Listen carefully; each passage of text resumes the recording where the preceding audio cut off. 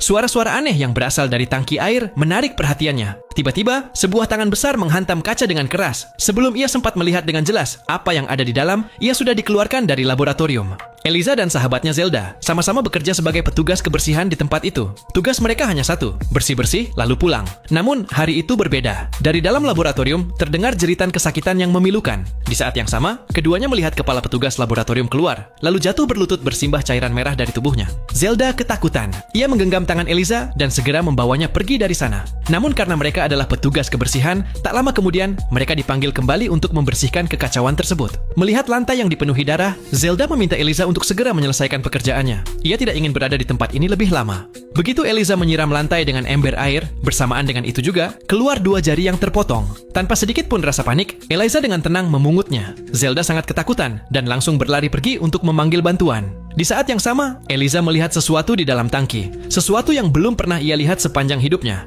Dari perut makhluk itu, darah terus merembes. Dan jelas terlihat bahwa makhluk malang tersebut telah mengalami banyak penderitaan di tempat itu.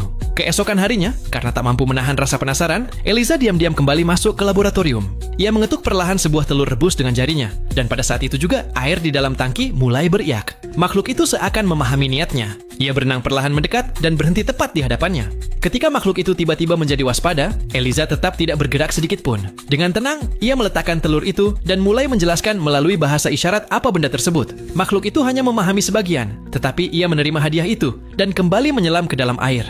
Sejak pertemuan pertama itu, sebuah kepercayaan yang aneh mulai terjalin di antara mereka. Hal yang mengejutkan adalah, hanya setelah satu kali pertemuan, makhluk itu sudah belajar menyebut kata telur melalui isyarat. Setelah itu, Eliza mulai membawa telur untuknya setiap hari. Ia juga memutarkan musik untuk makhluk tersebut. Makhluk itu diam-diam menerima hadiah yang diberikan Eliza, lalu kembali menyelam ke dalam air. Namun setiap kali Eliza bercanda dengan mematikan musik, makhluk itu akan muncul ke permukaan dan mengeluarkan suara-suara, seolah berkata, "Nyalakan kembali musiknya."